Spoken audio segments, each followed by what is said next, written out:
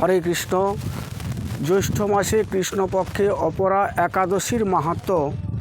তা আমরা এই জ্যৈষ্ঠ মাসে কবে একাদশী করব এবং তার পালন কবে করব, কোন টাইমে পালন করব এবং একাদশী মাহাত্ম্য কী বিশেষভাবে আলোচনা করা হচ্ছে। আপনারা অত্যন্ত মনোযোগ সহকারে তার শ্রবণ করবেন। এই জ্যৈষ্ঠ মাসে কৃষ্ণপক্ষে একাদশী হচ্ছে অপরা একাদশী। ভগবান শ্রীকৃষ্ণকে মহারাজ যুধিষ্ঠির জিজ্ঞেস করছেন, হে ভগবান, এই জ্যৈষ্ঠ মাসে কৃষ্ণপক্ষীয় একাদশী ব্রত উদযাপন করলে বা পালন করলে তার কি ফল হয়। এই নিয়ে ভগবান শ্রীকৃষ্ণ বলছেন, এই একাদশী এমন একটি একাদশী, এই একাদশীর নাম হচ্ছে অপরা একাদশী। অর্থাৎ একমাত্র পাপ রূপ সমস্ত পাপকে ছেদন করতে পারে এই একাদশী। এই হচ্ছে একাদশী হচ্ছে অত্যন্ত গুরুত্বপূর্ণ একাদশী। এই একাদশী এমনকি প্রয়াগে স্নান করলে যে পুণ্য হয়, এই একাদশীতে সেই ব্রত পালন করলে সেই পুণ্য হয়। যেমন মকর রাশিতে সূর্য অবস্থানকালে মাঘ মাসে যদি কেউ প্রয়াগে স্নান করেন, যে কাজ হবে বা যে পুণ্য হবে সেই পুণ্যের ফল এই একাদশীতে লাভ করা হবে। একটি মাত্র বললাম, এই একাদশীতে যদি আপনি কেউ যদি গুরুপত্নী হরণ করেন বা কোনো পরস্ত্রী কাতরা শূন্য বা কাউ মিথ্যা কথা মানে কটু কথা ইত্যাদি পৃথিবীতে যত পাপ করেছেন সমস্ত পাপ স্খলন হবে এই একাদশীর ব্রত। আপনি একাদশী করবেন কি করবেন না সেটা আপনার ব্যাপার, কিন্তু এই একাদশী সমস্ত পাপরূপ কুঠার এই সমস্ত একাদশীতে এই পাওয়া যায়। তা একাদশী অবশ্যই পালন করা আমাদের কর্তব্য। তা আমরা একাদশী পালন করব 8ই জ্যৈষ্ঠ শুক্রবার, 23শে মে শুক্রবার আমরা একাদশী পালন করব। এবং একাদশী পালন করার বিধি আমি যৎকিঞ্চিত বলছি তা আপনারা অবশ্যই শ্রবণ করবেন। একাদশী পালন করতে হলে দশমী দিন আপনাকে, যারা কৃষ্ণ ভক্ত তাদের তো বলতেই হবে না, যারা কৃষ্ণ ভক্ত নয়, যদি কেউ সাধারণ মানুষ একাদশী করে থাকেন তাহলে একাদশী দিন অবশ্যই সাত্বিক আহার করতে হবে। একাদশী দিন অবশ্যই দশমী দিন আপনাকে সাত্বিক আহার করতে হবে। একাদশী করার পরে দ্বাদশী দিন আপনাকে অবশ্যই সাত্বিক আহার করতে হবে, কৃষ্ণ প্রসাদ গ্রহণ করতে হবে। আপনি একাদশী করলেন, তার পরের দিন আবার জীব হিংসা করলেন, তাহলে একাদশী করার কোনো ফল হলো না। যারা সাধারণ মানুষ একাদশী করছেন, এই একাদশীতে পাপ ক্ষয় হবে এই কথা ভেবে অনেকে একাদশী করেন, কিন্তু দেখুন চিন্তা করে একাদশীর পরেও আপনারা কত না কত পাপ করছেন। তা এটা কি একাদশী করছি পাপ ক্ষয় হচ্ছে, হরিনাম করছি পাপ ক্ষয় হচ্ছে, আবার হরিনাম করছি আবার একাদশী করছি, এ হচ্ছে হস্তি স্নানের নয় হচ্ছে। এতে অত্যন্ত নাম অপরাধ এবং একাদশীর চরণে, একাদশী মায়ের চরণে অত্যন্ত অপরাধ। তাই এই একাদশীতে আপনি যদি একাদশী করেন, এই একাদশীতে সর্বোপরি আপনি পৃথিবীতে যে পাপ করুন না কেন, যে যা অবস্থায় পাপ করুন না কেন, কটু বাক্য বলায় পাপ এবং মিথ্যা কথায় বলা পাপ, পরের ধন চুরি করায় পাপ এবং বিভিন্ন রকমের যে পাপ, সেই পাপ আপনি এই একাদশীতে স্খলন হয়।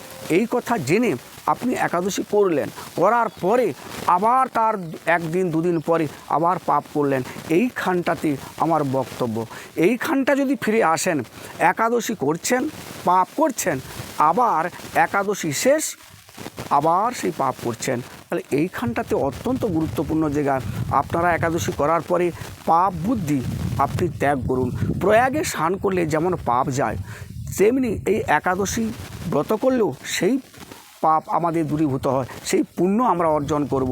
আপনি যদি কোনো দিন প্রয়াগে, গঙ্গাতে, বদরিকা আশ্রম, কেদার, বদ্রীতে আপনি তীর্থে, সমস্ত তীর্থে ভ্রমণ করলে যে পুণ্য অর্জন হয়, এই একাদশী পালন করলে সেই পুণ্য অর্জন হয়।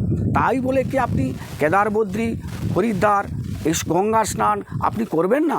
অবশ্যই করতে হবে, কিন্তু এই একাদশী করলে আপনার সেই পুণ্য অর্জন হবে। সেই পুণ্য অর্জন হবে জেনে আপনি ভাববেন না আমি আর বৃন্দাবনে যাব না। এই কথাগুলো অত্যন্ত গুরুত্বপূর্ণ জায়গা।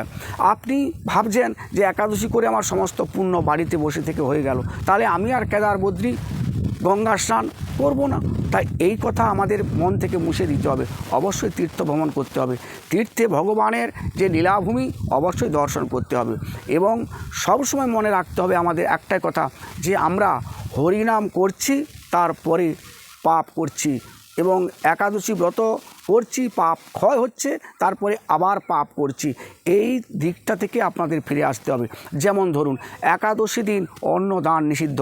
আমি হাত জোড়ো করে যৎ কিঞ্চিৎ যারা ভগবত কথা শ্রবণ করবেন বা এই একাদশীর মাহাত্ম্য যাদের কাছে পৌঁছবে, যদি আপনারা শ্রবণ করেন, এইটুকু অনুরোধ থাকলো আপনারা মনোযোগ সহকারে শুনবেন। একাদশী দিন কোনো প্রকারে অন্নদান নিষিদ্ধ। কিন্তু এই একাদশী দিন দেখছেন, একাদশী দিন ব্রত তো দূরের কথা, লক্ষ লক্ষ মানুষ, হাজার হাজার লক্ষ লক্ষ মানুষ একাদশী দিন অন্নদান করছে। একাদশী দিন অন্নদান করলে সমস্ত পৃথিবীর পাপ গ্রহণ করতে হয়। একাদশী দিন যদি আপনি অতিথিকে ভিক্ষা দেন, তাও আপনাকে সেই পাপ গ্রহণ করতে হয়। তাহলে আপনি এই দিক থেকে আপনি ফিরে আসুন।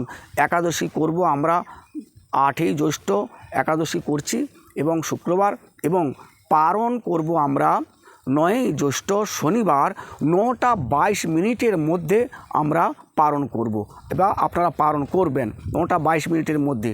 পারণ করার পরে আপনারা এই যেদিন একাদশী করবেন সেদিন ত্রিবিক্রম ভগবান শ্রীবিষ্ণুর পুজো অর্চনা করতে হবে। আপনি একাদশী করছেন এবং বিষয় চিন্তা করছেন, তার থেকে কি আপনার পাপ যাবে? তার থেকে বেশি আর পাপ হবে। একাদশী দিন আপনি বিষয়ের চিন্তা বাদ দিয়ে ভগবান ত্রিবিক্রমের পুজো করে আপনি কি করবেন? আপনি বিষয়ের চিন্তা করবেন না কি করবেন? না আপনি পাপ চিন্তা করবেন?